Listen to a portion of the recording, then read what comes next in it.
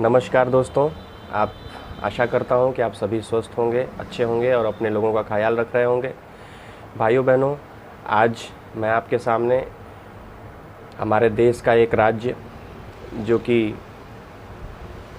ममता बनर्जी की नेतृत्व क्षमता पर सवाल भी उठता है और आप देख सकते हैं कई वर्षों से वहाँ पर क्या हो रहा है, क्या नहीं हो रहा है। आज उस संदर्भ में मैं आपके बीच कुछ बातें रखना चाहता हूं। यदि आप सभी को अच्छा लगे, आप सभी को पसंद आए तो निश्चित रूप से आप हमारे इस वीडियो को लाइक करें और सब्सक्राइब हमारे चैनल को करें और हाँ, बेल आइकन दबाना बिल्कुल ना भूलें। बहुत बहुत धन्यवाद। मैं आगे की बात रखना चाहता हूं साथियों। आज हमारे मन में बहुत पीड़ा है, बहुत गुस्सा है। आज हमारे मन को बहुत पीड़ा और बहुत गुस्सा है।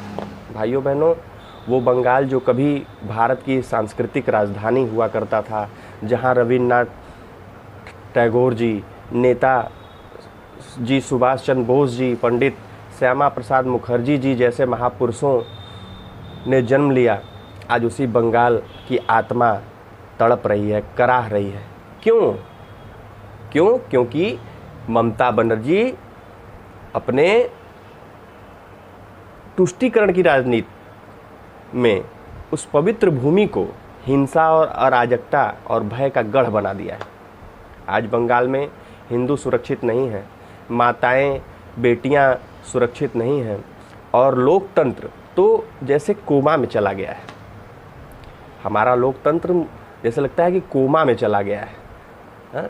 वहाँ के जो महामहिम राज्यपाल जी हैं, जो संविधान के प्रतिनिधि होते हैं, वो पीड़ितों से मिलने पहुँचते हैं, अब उनसे उनका दुख दर्द बांटते हैं। लेकिन अफसोस, ममता बानो ने न तो संविधान के तहत उनका स्वागत किया, न ही उनसे मिली और न ही पीड़ितों का हाल जानने की उन्होंने ज़रूरत समझी। भाइयों बहनों, सवाल ये है, ममता सरकार की संवेदनाएं खत्म हो चुकी हैं? ममता सरकार केवल कुर्सी की लालच में पड़ी हुई है? उसको सत्ता की कुर्सी इतनी प्यारी हो गई है कि आम जन की चीखें, आम जन का दर्द सुनाई नहीं दे रहा है?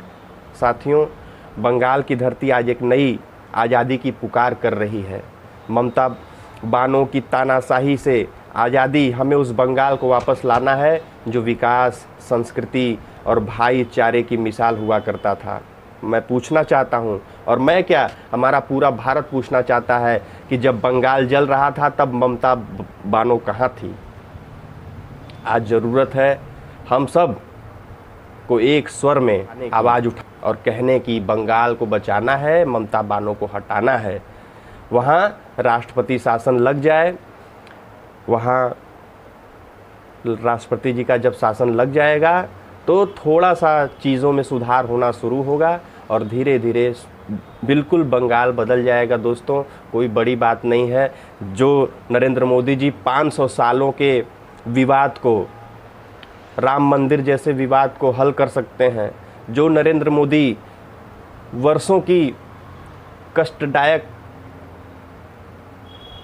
एक्ट धारा 370 जिसे हटाने का काम नरेंद्र मोदी जी ने किया है, बहुत बड़ी और जो है बहुत बड़ी, समझ लीजिए हूँ, इसको आप कह सकते हैं कि बहुत बड़ा निर्णय उन्होंने लिया, जो है माताओं बहनों के लिए, जो 3 तलाक लेकर के कानून आए।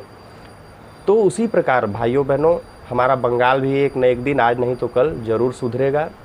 और इसके लिए मैं स्वयं सहित अपने सभी देशवासियों से निवेदन करता हूं कि, और बंगाल के ये यशस्वी महामहिम राज्यपाल जी से निवेदन करता हूं कि तत्काल जो है आप जो है राष्ट्रपति जी को पत्र लिखें और बंगाल में राष्ट्रपति शासन लगाने की पैरवी करें। इससे बंगाल की जनता जनार्दन सदैव आपको अपने हृदय में रखेगी, सदैव आपके लिए भगवान से प्रार्थना करेगी। आज मैं अत्यंत पीड़ा और आक्रोश के साथ आप सबसे संवाद कर रहा हूं, इसके लिए मुझे क्षमा करिएगा। हम भारत में रहते हैं और भारत की सांस्कृतिक राजधानी रही है पश्चिम बंगाल। भारत की आत्मा पश्चिम बंगाल में बसती है। बंगाल वो है जिसने भारत को कविता दी, क्रांति दी, चेतना दी, लेकिन आज उसी बंगाल को ममता बानो ने अंधकार में ढकेल दिया है मित्रों। वो बंगाल जहां रविंद्रनाथ टैगोर जी के गीत गूंजते थे, वहां गोलियों की आवाज़ आती है। वो धरती विवेकानंद की विचारधारा से सजी थी, आज वहां नफरत, डर और दमन की राजनीति फैल रही है।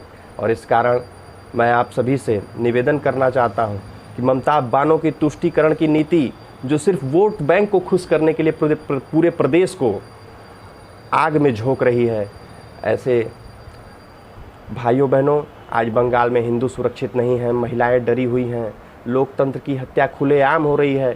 जो ममता कभी माँ, माटी, मानुष की बात करती थी, आज उसकी सरकार में माँ को बचा पाना, न माटी की गरिमा को बचा पाना, ना ही मानुष की ज़िंदगी को बचा पाना। जब राज्यपाल महोदय, जो कि भारत सरकार के संवैधानिक प्रतिनिधि हैं, पीड़ितों से मिलने पहुँचे, तब ममता बानो ने न तो उनसे मुलाकात की, न कोई संवेदना जताई। क्या यही लोकतंत्र है? क्या यही संवेदनशीलता है? क्या यह संविधानशीलता है? क्या यही प्रशासनिक जिम्मेदारी है? नहीं साथियों, ये मात्र और मात्र तानाशाही है, ये लोकतंत्र की हत्या है और हम सभी इसे बर्दाश्त अब नहीं करेंगे। ममता बानो का सारा ध्यान एक विशेष समुदाय को खुश करने में लगा हुआ है और बाकी बंगाल को उन्होंने राम भरोसे छोड़ दिया है। भाइयों बहनों, यह बहुत ही दुखद है। बंगाल में कट्टरपंथियों की खुली छूट, हिंदुओं पर अत्याचार और प्रशासन की चुप्पी, ये अब असहनीय हो चुका है। इसलिए आज हम सब देशवासी एक साथ कह रहे हैं, बंगाल में राष्ट्रपति शासन लगना चाहिए, क्योंकि जब एक मुख्यमंत्री संविधान की गरिमा को रौंदे, जब कानून व्यवस्था ध्वस्त हो जाए, जब आम जन सुरक्षित न रहे, तो फिर राष्ट्रपति शासन की आवश्यकता पड़ जाती है और वही एकमात्र विकल्प बनता है। साथियों, बंगाल को ममता बानो के कब्जे से मुक्त कराना है। हमें उस बंगाल को वापस लाना है जो कला, संस्कृति और राष्ट्रवाद का प्रतीक था। हमें बंगाल को कश्मीर या पाकिस्तान या बांग्लादेश बनने नहीं देना है। भाइयों बहनों, जिस प्रकार नरेंद्र मोदी जी के नेतृत्व में आज कश्मीर खुशहाल है, वो समय अब दूर नहीं जब बंगाल भी खुशहाल होगा। आइए एकजुट हो करके हम सभी कहें, बंगाल को बचाना है, ममता बानो को हटाना है, राष्ट्रपति शासन लाओ, बंगाल को फिर से संवारो। जय हिंद, वंदे मातरम, भारत माता की जय।